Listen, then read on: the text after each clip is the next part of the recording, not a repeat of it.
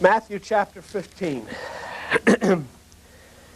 Matthew chapter 15, page 16. In verse 14, let them alone.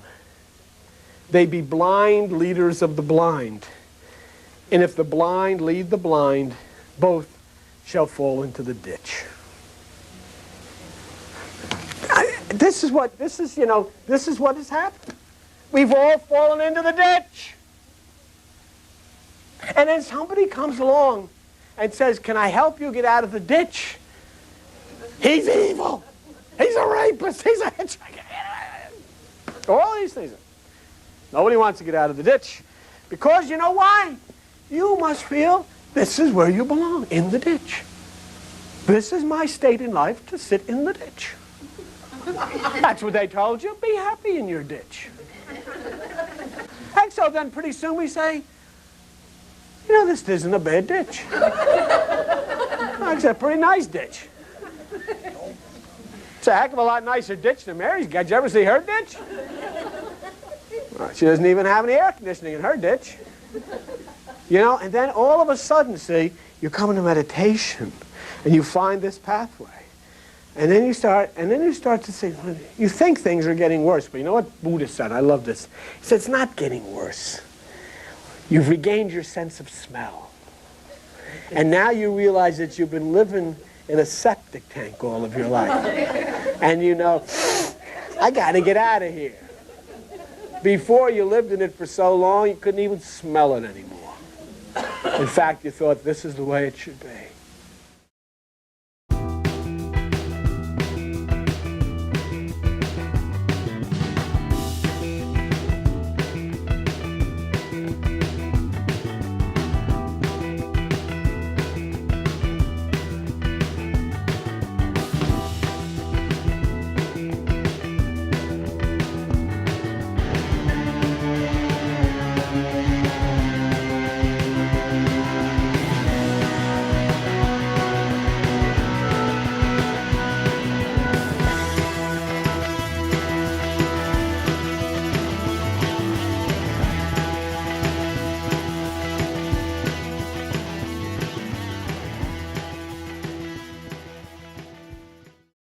Out of these troubled times, our fifth objective, a new world order can emerge, a new era, freer from the threat of terror, stronger in the pursuit of justice, and more secure in the quest for peace. A question has come up quite frequently within the Flat Earth debate, and that is, why in the world would the leaders of the world hide the shape of the world? The Flat Earth discussion has caught the internet by storm, and an exponentially growing number of people are starting to adopt, with absolute conviction, the geocentric, flat, stationary model of our Earth. A model many cultures before us subscribed to and recorded within scripture and mythology. If the Earth is not in fact a big ball whipping in orbit around a central thermonuclear furnace, as we have been told since birth, what would be the end game in deceiving people of its true shape? What exactly is the motive for creating a false model? My hope is to try to answer that question in a very unique way in this video. To be clear, this film will not be focused on any of the material science and proofs on the matter of Flat Earth. There is ample material on the subject for you to comb through at your leisure. I'm not going to go into a long diatribe about the Flat Earth discussion, but I will say this. I, like so many others, went into this subject to essentially debunk such an outrageous claim. The Earth is not flat. And I, like so many others, have come out on the other side, no longer able to even defend the heliocentric model. There's a meme out there that sums up the whole phenomenon perfectly. How did I become a flat earther? I tried to debunk flat Earth. Before we can even begin to discuss the shape of the Earth, I think we first need to re-look at and re-examine the human vessel that allows us to even question our reality in the first place. Before we talk about flat Earth, let's first get to know ourselves.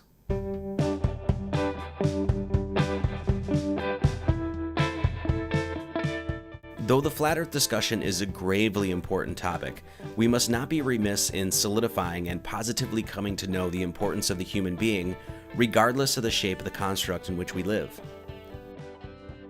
We find this truth about mankind's inherent significance when we catch a word from the ancient Greeks at the Delphic Oracle, when it was said that, "O man, know thyself, and you shall know the universe and the gods." We also hear from the philosopher Protagoras that man is the measure of all things. The Holy Bible and Quran also offer up some very interesting verses. The Holy Quran says, "And when I have proportioned him and breathed into him of my created soul, then fall down to him in prostration." And the Holy Bible exclaims in Genesis 1:27, "So God created man in his own image. In the image of God created he him. Male and female created he them."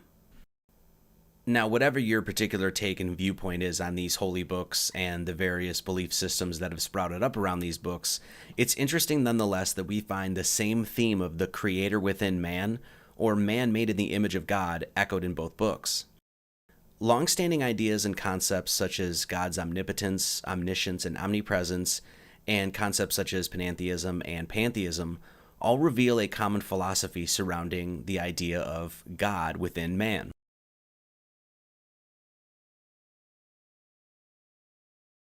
Put simply, if God has created everything, then in order for continuity to even exist, the Creator cannot stand aside the creation. It must interweave itself within every single aspect of it. Monotheism is the idea that God is one, with mono meaning singular or one, and theism being the study of God, leading to the understanding that God is one, or there is indeed one God. Now, monotheism simply means, when you strip away all the baggage surrounding the organized religion's take on the matter, that is, monotheism basically means that no matter how many divisions and fragments there are in creation, ultimately the living universe is one singular being.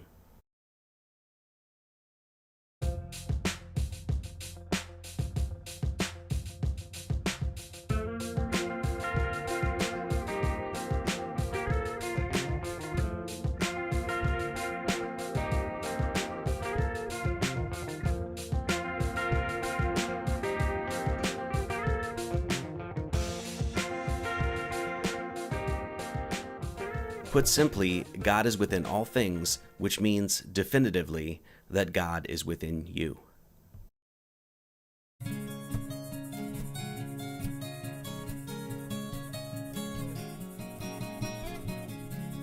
So how do we get to know ourselves and come to understand our deep connection to the world around us? Well, the best way I have come to understand man's connection to his world is through the language that the cosmos gave us to understand it: mathematics. Mathematics is the one language that is, without question, universal to all peoples and is the one medium that is shared cross-culturally, irrespective of time, geographic location, or cultural differences.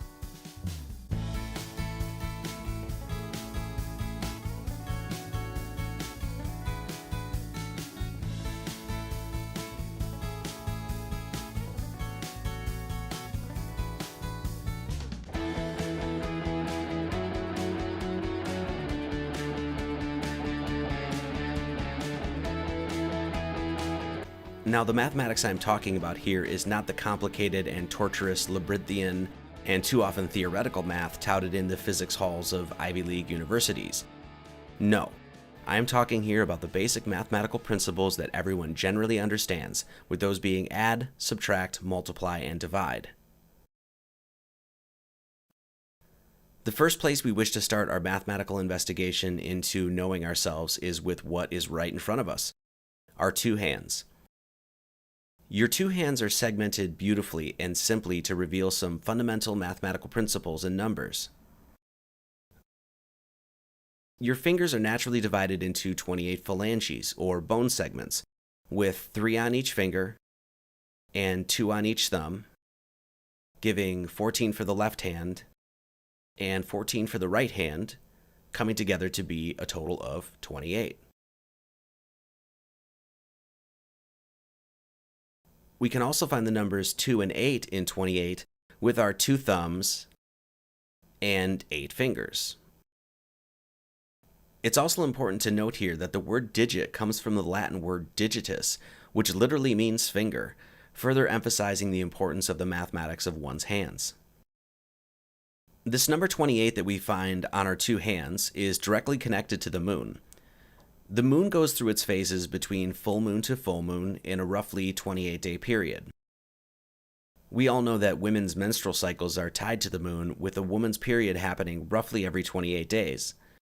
Since it is this cycle that brings each and every human being into this plane of existence, it is most astonishing and certainly not coincidental that both the moon and your two hands reflect the periodicity of such a fundamental human biological cycle.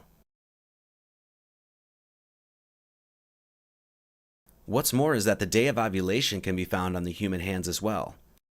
And this comes from mdhealth.com, and it says, how to determine the most fertile day. The first day of a woman's period is taken as the starting point of the cycle, and if the cycle is a 28-day cycle, then the 14th day after a period is estimated to be the ovulation, which means that the egg drops in a woman's reproductive period right between the number of digits of one's hands. 14 for the left and 14 for the right, and on the 14th day, the egg drops. Now, of course, ovulation does not always happen exactly 14 days after menstruation, but we can easily see and deduce that there is a fundamental template centered around human growth, and it is very clearly focused around the numbers 14 and 28, numbers found on your two hands. The number 28 leads us to another number that is very significant in mythology, spirituality, and metaphysics, and that being the number 7. Using simple addition on the numbers 1 through 7, 1 plus 2 plus 3 plus 4 plus 5 plus 6 plus 7, just walking up our number line, we find the number 28, very clearly showing the importance of the number 7 within the human experience. It hardly needs to be mentioned here how many times the number 7 shows up in our world. 7 days a week, 7 stars in the Big Dipper, 7 sisters in the Pleiades, 7 days of creation in Genesis, 7 branches of the candelabrum. Cultures the world over, from Hindu, Irish, Kashi, Buddhist, Christian, Islamic, you name it, culture after culture have noted a special significance to the number 7. Why? Well, it is really no secret to see why when we simply use addition on the first 7 numbers in our number line, adding up to be the 28 phalanges of our two hands. There are 7 notes of the major scale: A, B, C, D, E, F, and finally resting on G. These 7 major notes on a grand piano create 7 1/3 octaves, totaling 88 keys. This auditory spectrum is basically the range that human beings can comfortably hear. You play these 88 keys with your 28 phalanges, and 88 divided by 28 is 3.142. An approximation and widely used abbreviation of the infinite and transcendental number of pi, or 3.1415. Pi is a vastly important constant in mathematics and something we will be covering more in just a bit. The 88 keys of a grand piano divided by the 28 phalanges of your hands, giving us pi, gives us a little insight into just why it is called a piano. There are 7 notes of the major scale and 12 notes of the chromatic scale, with the 13th note being the octave. The number 13 and 28 can be used to construct a calendar. A calendar of 13 months and 28 days per month, creating a 364-day year, with an extra non-calendrical day added each year, allows for an easy link up to the solar calendar. The brilliance and simplicity of this calendar is that every day and month is the exact same as the previous year, something amiss in our current Gregorian calendar. The mathematics of this calendar is found cleverly encoded within the popular Mayan Chichen Itza temple, as well as in the common deck of cards. The number 13 can be found on the human body as well, with the major joints allowing for movement summing to 13, with those being 2 ankles, 2 knees, 2 hips, 2 shoulders, 2 elbows, 2 wrists, and 1 neck, totaling 13. These 13 joints with your 28 phalanges of your hands constructs a lunar calendar. 13 times 28 equals 364. The number 364, unveiled to us in a 13-month, 28-day calendar, is found hidden in a bunch of different places. Have you ever gone to the slots and pulled them down hoping for that lucky jackpot of 777? Why are 777s considered lucky? Well, doing a little math reveals to us that 7 times 7 times 7 equals 343, and 7 plus 7 plus 7 equals 21, and 343 plus 21 sums to 364. The exact same number created by a 13-month, 28-day calendar, with this calendar created by the human body.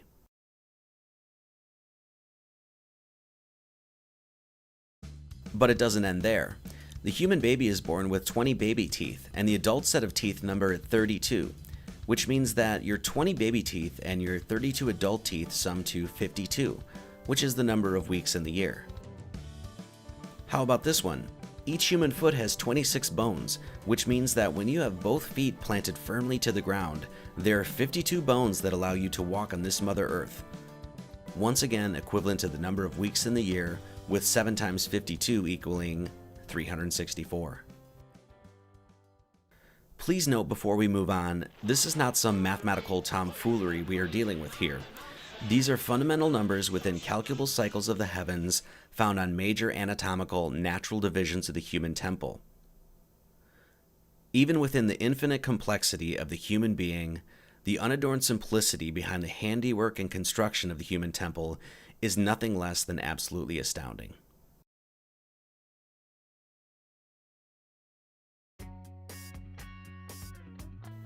So what does all this mean? Such subtle and beautiful numeric connections allow us to see an elegant simplicity and craftiness within creation. It only takes but an artistic, almost childlike investigative glance at the human body to allow the artwork itself to reveal its superb intelligence. With the cycles of the heavens found mathematically on the Temple of Man, this leads us to a more concrete understanding of the ancient philosophical credo of, as above, so below. A precept that essentially declares that what is above in the heavens is directly connected to that which is here on earth.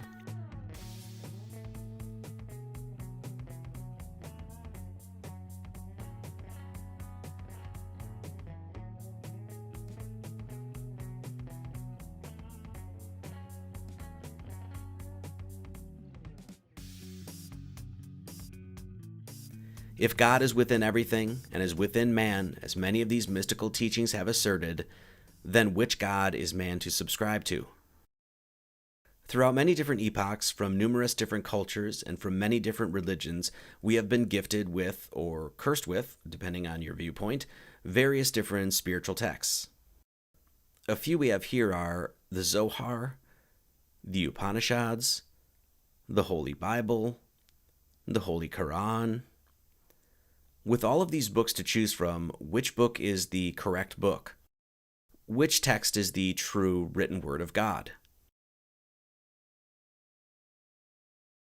It would be blasphemy to suggest that we could describe the Creator in human terms. Why? I mean, if he created us, why wouldn't he appear to us as one of us?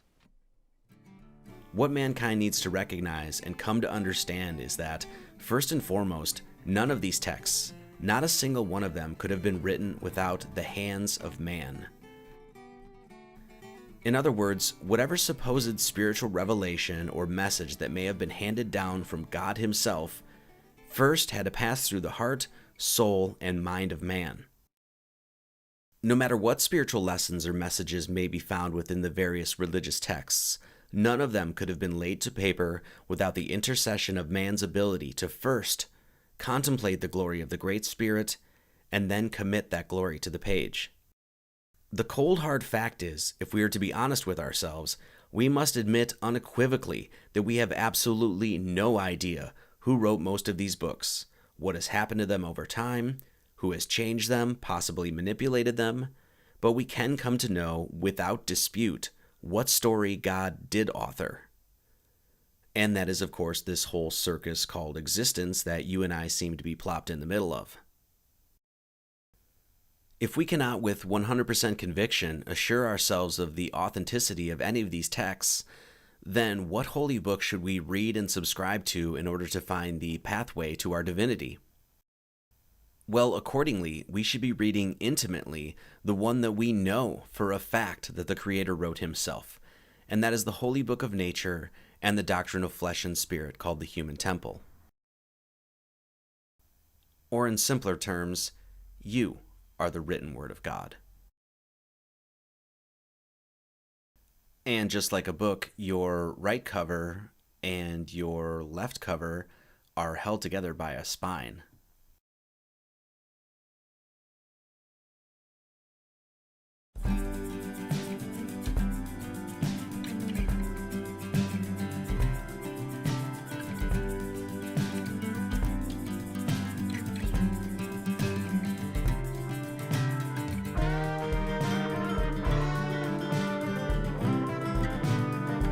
One last little mathematical gem we're going to cover here is incorporated into the human body and is found in the skull.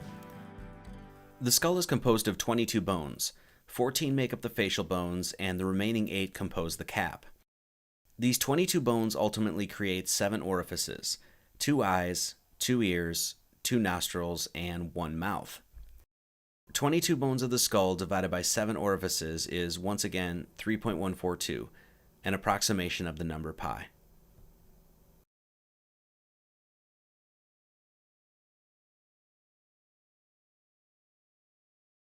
Huh. Pi is encoded in your skull, huh? It makes you wonder if one of those Yale secret societies so popular with conspiracy theorists are aware of such information. I'll let you be the judge of that. So we found pi twice now, once in our heads and once in our hands playing the piano. What is pi and why is it so important?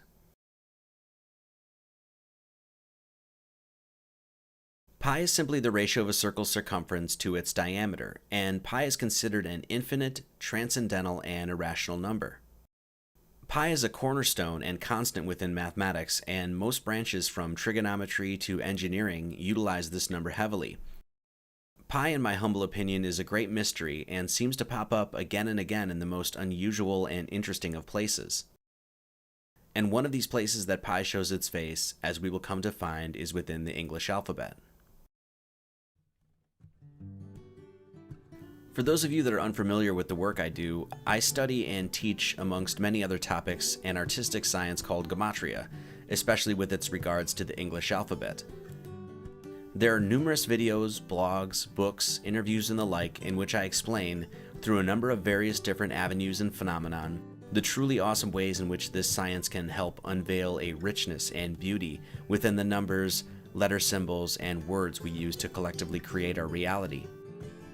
For brevity's sake, we're going to go over the number-to-letter correlation and cipher for the English alphabet very quickly here, but please know that there is a plethora, endless hours of material to comb through about this subject. The 26 letters of our English alphabet can be broken up into 2 blocks of 13 letters, making the G and T on both sides central within each block.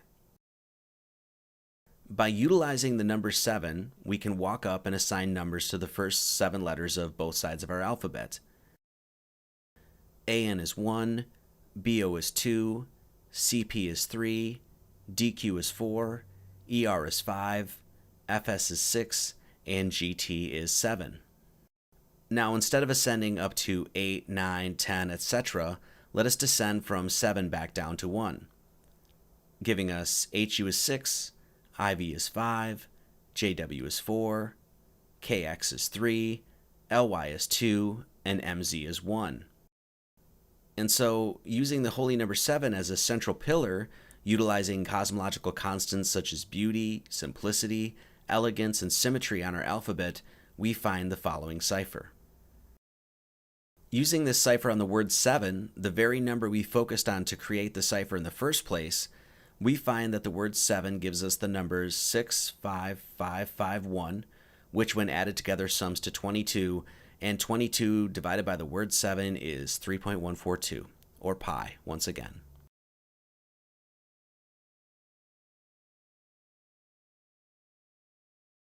Okay, so the question you might be asking at this point is, what in the world does all of this have to do with flat Earth? We have before us the opportunity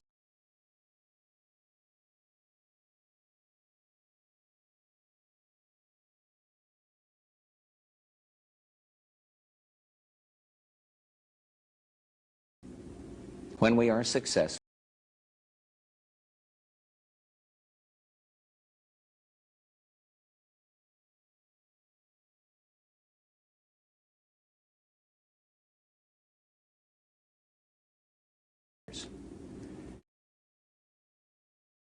This is the main insignia or symbol for the United Nations. The United Nations is composed of the most powerful and prominent governments of the world and is one of the places, out of many, where some of the most powerful people of the world gather to discuss the future of our Mother Earth and the peoples of this plane. The overview of the United Nations is most interesting, and their description makes it clear the aims, goals, and overarching authority claimed by this organization. And this comes directly from the United Nations website.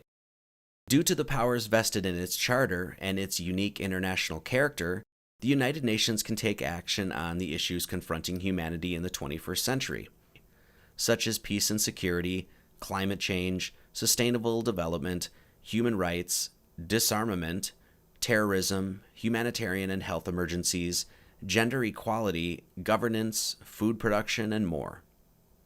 The UN logo consists of what is known as an azimuthal equidistant projection, which is said to be a projection of the globe from the North Pole onto a two-dimensional surface.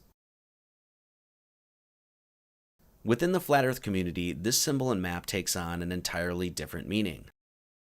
There are several so-called Flat Earth maps, a popular one being the Gleason's Flat Earth map, which seems to corroborate a geographic flat plane to the general layout of the azimuthal equidistant projection. This logo is also used by many different maritime and navigational organizations and groups. Now, the cipher we just unveiled using the number 7 on the English alphabet can be found on the UN logo as well. First, if we count the number of leaves on both sides, we find the number 28, the number of phalanges on your two hands. This number is even broken up to 14 on the left and 14 on the right. Simple math, nothing complicated here.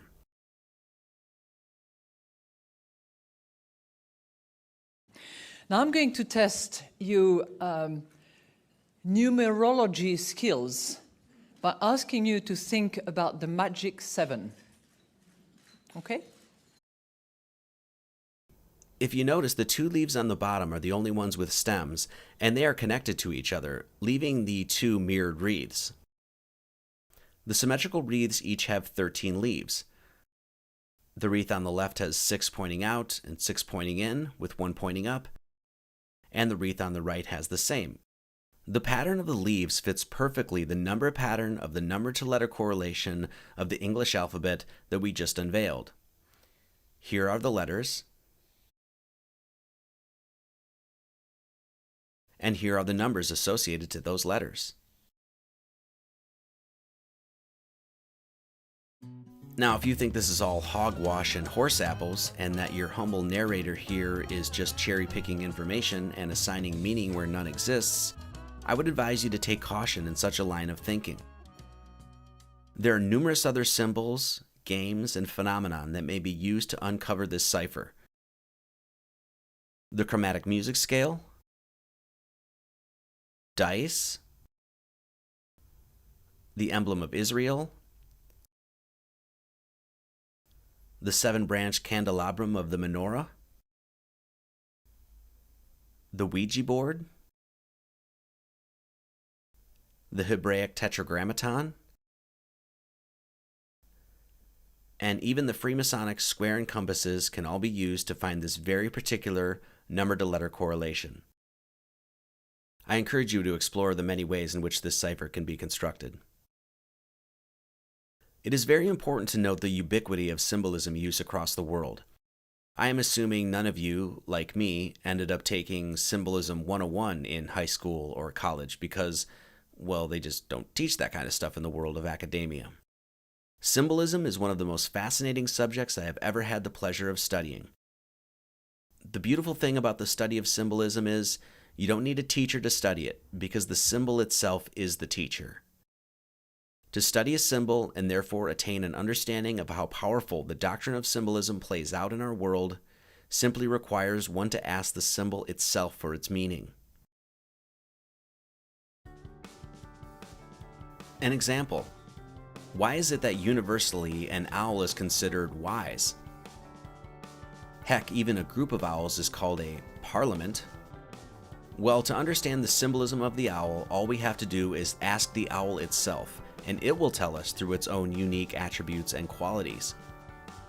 Why are owls considered wise? Well, for starters, they can see at night, with night being symbolic of the mysterious nature of the unknown and the darkness of ignorance.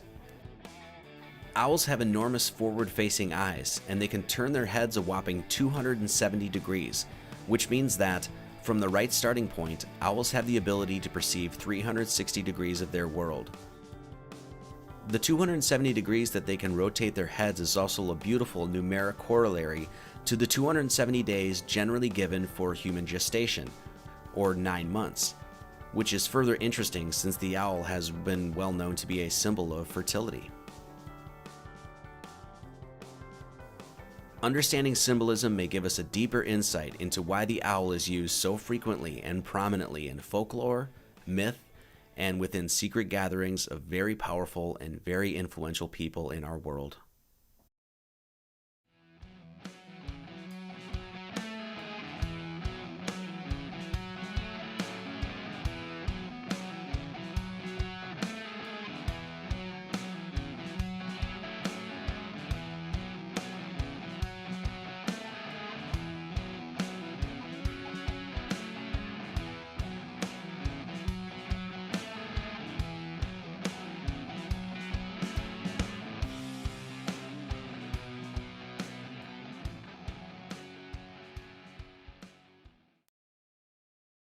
It has become a modern trend to demean, belittle, and deny someone's position and point of view by simply accusing them of being a conspiracy theorist. Conspiracy, or to conspire, means to make secret plans jointly to commit an unlawful or harmful act. A theory is a supposition of ideas intended to explain something. A theorem is a general proposition not self-evident but proved by a chain of reasoning. Conspiracies are not theories, they are theorems. They can be proven by the simple fact that organized evil has a historicity. It is without question that people in all sorts of different arenas, political, military, economic, social, conspire for myriad reasons all the time. Make no mistake about it, there are people with hands on the levers. There are shadowy figures behind the scenes making decisions, and there are evil forces putting deviant plans into motion. In fact, our world is currently being run by dark occultists.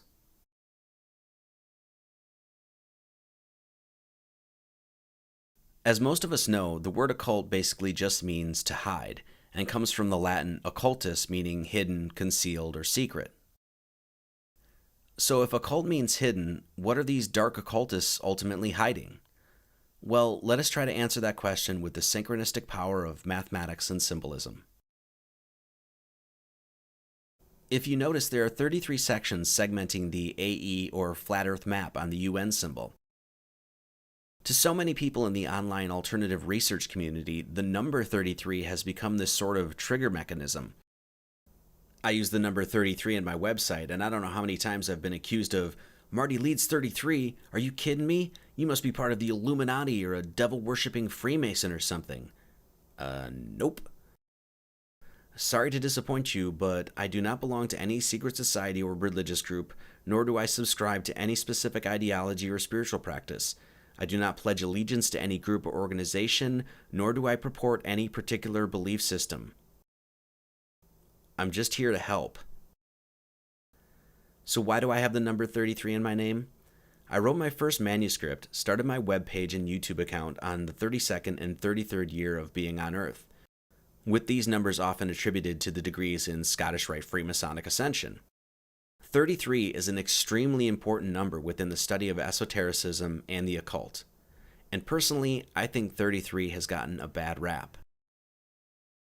Heck, even the mythical Jesus of Nazareth is said to have lived 33 years, and from what I gather, that guy had a lot of heart.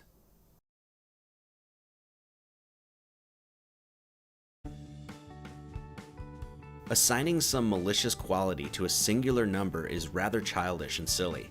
The fact that humanity has aversions to particular numbers shows exactly how numbers and language are used to brainwash masses of people. How is it that a simple number can strike fear and paranoia into the hearts of many? Is there something inherently evil about the number 33? How about the unlucky number 13? There's even a psychological malady called triskaidekaphobia about this number. Personally, I think 13 has a lovely geometry, and let's not forget that the number 13 is also a key number that we use to decode the mathematics of the English alphabet. I often like to note that Jesus had 12 disciples and Muhammad had 12 imams, which means Jesus and his troop and Muhammad and his gang rolled in a company of 13 dudes. How about the number 666, the number of the beast? Or how about 333, the mythical witching hour? Are we to be so inane to believe that these numbers are somehow intrinsically evil?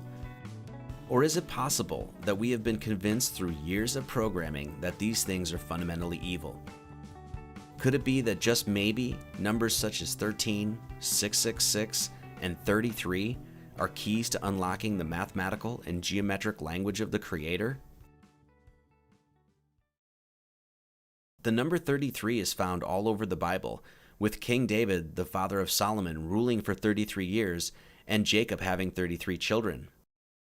33 is the temperature at which water boils in the Fahrenheit system, a distinction made by Mr. Gravity himself, Isaac Newton, and 33 is counted as the number of deities in the Vedic religion. What is going on with this number?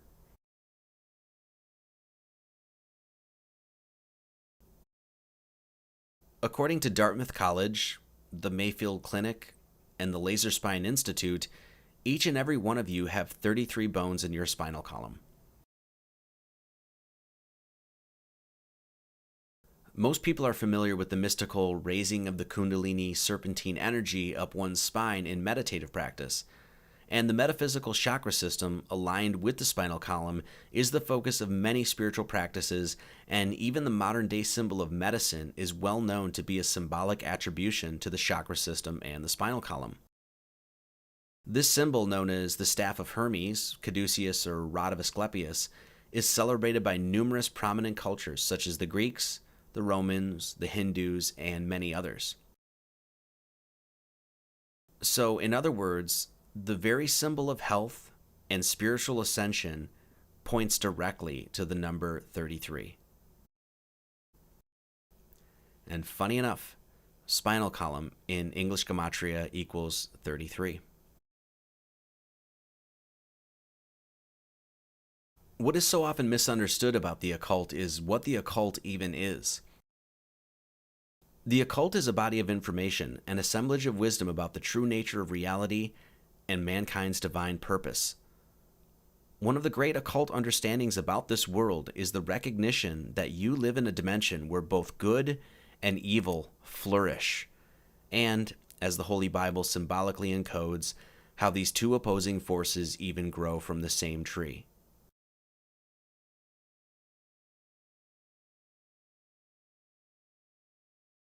Put simply, there are two aspects to the occult: the light and the dark. The light occultists are those who work full-time for the amelioration of Mother Earth, and are those who wish to enlighten and illuminate mankind. The professors of the dark arts are those whose sole intention is to hide and steal this very same light.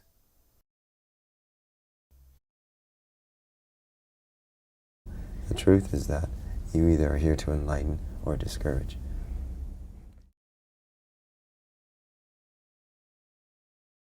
The School of Hogwarts from the popular Harry Potter book and movie series is an exemplary example of this concept. The School of Hogwarts is simply a school of magic, a school of occultism, if you will. And within that school, you have a protagonist, Harry Potter, and an antagonist, Draco Malfoy. You have the light and the dark. Harry, who fights ultimately for good, and Draco, the shadowy, more sinister figure. The name Harry stems from Hari, a Sanskrit word meaning golden in color, most notably found in the Hare Krishna, and a potter is someone who crafts pots or vessels. The name Draco is Latin for dragon, and Draco is the circumpolar constellation rotating continuously around the central pole of the heavens above.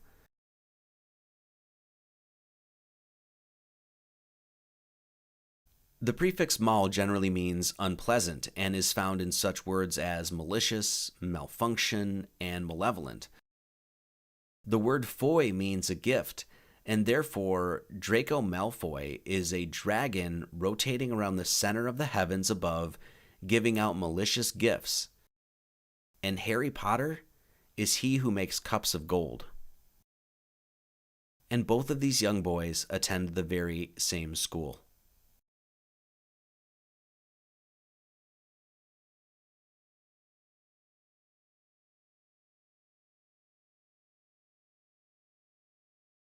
I have come to find through my own unencumbered studies of number and symbol that if a particular number or symbol's character is considered fundamentally evil in today's society, it is likely only given such a distinction in order to hide the true power and connectivity behind it. With the 28 leaves recognized as the 28 phalanges of the human hands, the number 33 recognized as the 33 bones of the spinal column, and the presentation of a flat Earth map within the UN logo, we might presuppose a very dark directive set forth by the United Nations. And that is, deceive the whole of mankind about the nature of their divinity.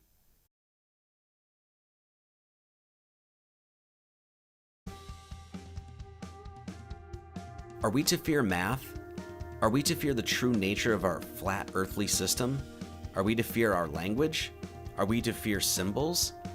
If the UN logo is displaying a true flat earth map, as well as the symbolic wreaths to decode the mathematics of our language, as well as the key number attributed to spiritual ascension and our spinal column, then what in the world is there to fear? We have nothing to fear. We just need to shine a light on the cockroaches.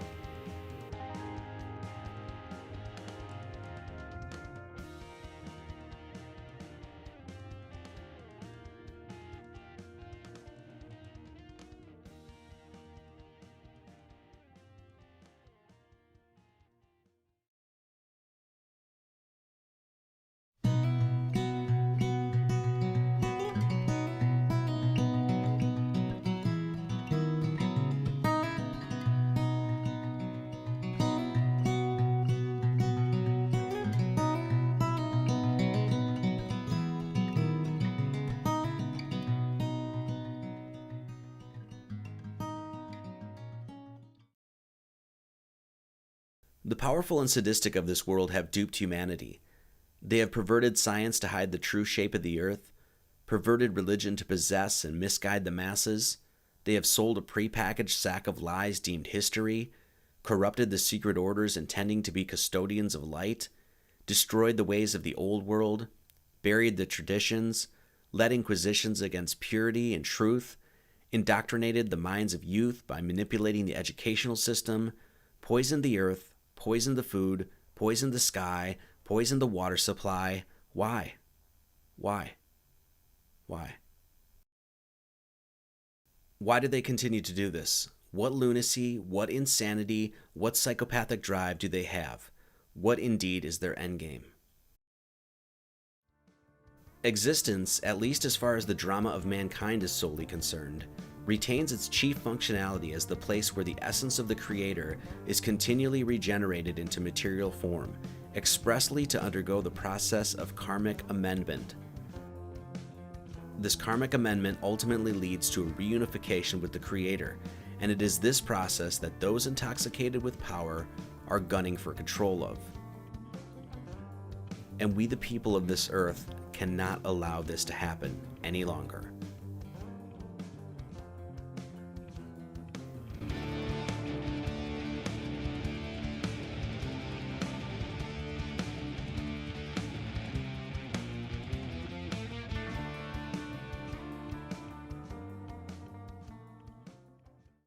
There is only one solution to our ills and our problems.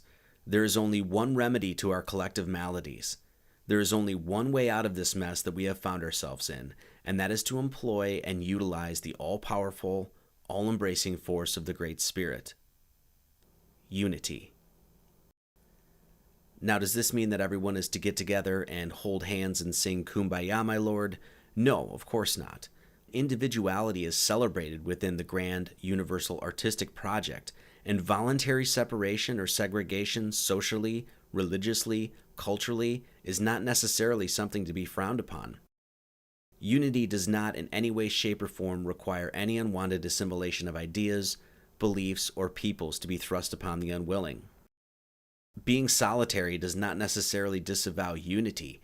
It simply can mean a separate but individual aspect of a greater whole. Unity is the most powerful force in the universe. There was that ant that stood up to me. Yeah, but we can forget about him. Yeah, it was just one ant. One ant. Yeah, you're right. It's just one ant. Yeah, boss, they're puny. Puny?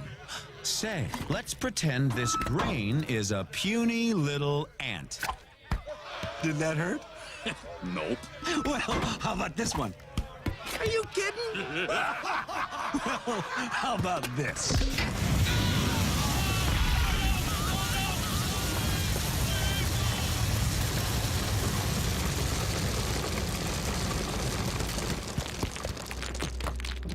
You let one ant stand up to us, then they all might stand up. Those puny little ants outnumber us 100 to 1. And if they ever figure that out, there goes our way of life. It's not about food. It's about keeping those ants in line. If mankind is to overcome the ordeal we have found ourselves, continually immersed in a cascade of lies and corruption, then we must be willing to act in unity, live in harmony with Mother Nature, respect and obey natural law, coexist regardless of our differences, take responsibility for ourselves, and uphold the highest of moral standards. In fact, we the people of this earth must create a new world order. What the hell did you just say? Now, let's be clear here. The New World Order that I'm speaking about isn't the one we know these jackwagons are dreaming up. No thank you. There is only one world order that mankind must abide by, and that is the laws and orders put forth by Mother Nature herself. The laws of Mother Nature are, in fact, the authored laws of God. And these immutable laws, written into the fabric of existence, are the only laws that man must abide by. The great esotericist Manly Palmer Hall describes the importance of these laws as recognized throughout history. If we assume what ancient wisdom assumed, what the Hindus knew and the Chinese knew and the Greeks and Egyptians 5,000 years ago were well aware of and have given us good record of their awareness, then when we say that when man disobeys the gods, it does not mean that he goes against the words of some godling on a throne. Disobedience to the word of God or the will of God always means the breaking of natural law. That is what it has meant and will always mean. Therefore, an offense against natural law is an offense against God. The ancients were fully aware of this, that the laws of nature are the outflowing expressions of the will of the Creator. This was the belief of Pythagoras. This was the belief of Buddha. This is the great moral burden of the Institutes of Manu, that these great laws exist and will be obeyed.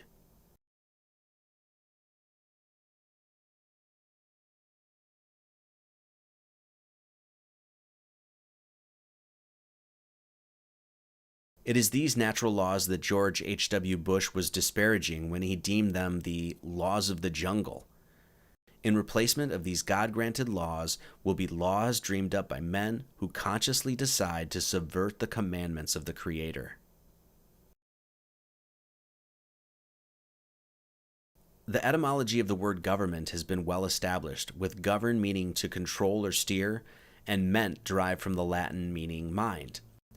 Therefore, a direct etymological deconstruction of the word government yields us the term mind control. It is thus no fault of reason or logic to deem the entirety of government to be, by very definition, a psyops, or a psychological operation. There is only one true authoritative force that man must abide by, and that is found within the natural forces that govern this world. This absolute truth has been no secret to countless native and aboriginal tribes across this sacred earth. Man has erringly created an organized pseudo-authority, has granted them powers to enforce laws imagined and manifested out of thin air, and allows this organization to engage in the highest acts of violence to enforce these contrived, unnatural laws. These laws exist nowhere within the wind that blows, the trees that stretch up to the heavens, the animals that roam, the rivers that meander, and the mountains that tower above. Man cannot create laws that do not exist within the natural order. This power he dreams up, and by dreaming it up has created a nightmare in his waking world. When man creates false laws, he does the first injustice to himself and his world by breaking the laws of the Great Spirit.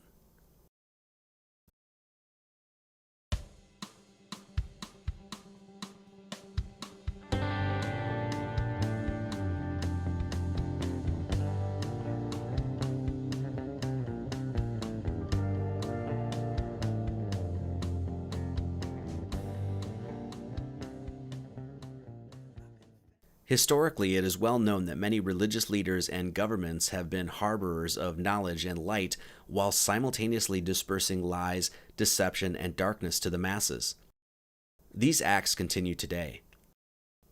It is from these acts, from taking potential beauty and kinetically energizing it negatively, is what directly creates the disharmony, dissonance, and conflict throughout mankind's current earthly challenge and situation.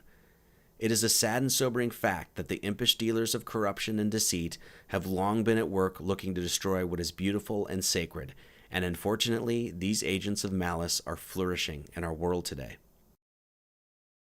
The reunification of the peoples of this earth under a redeclaration of our God-given natural rights, independent from all assumed and imagined pseudo-authorities, is the first step in truly healing this earth and allowing our innate and ingrained freedom and divinity to flourish and thrive.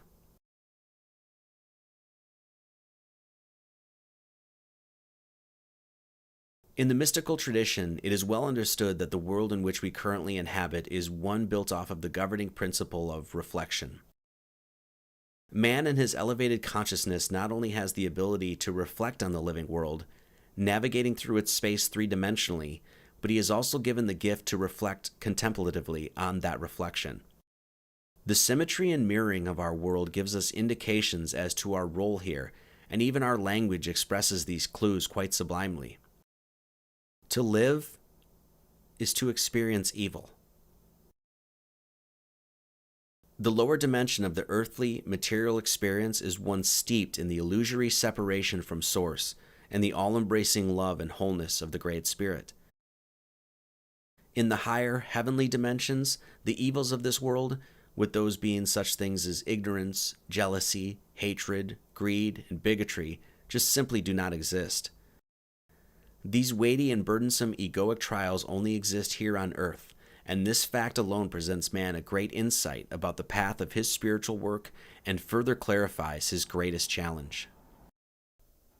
If you have lived, you have experienced, witnessed, and been privy to the works of the devil. Understanding this allows your purpose, quest, and goal to become crystalline clear. Fully live your life. Destroy the evil in your world. Find the devilish dragon keeping you from your center, and cut its damned head off. Much love to all.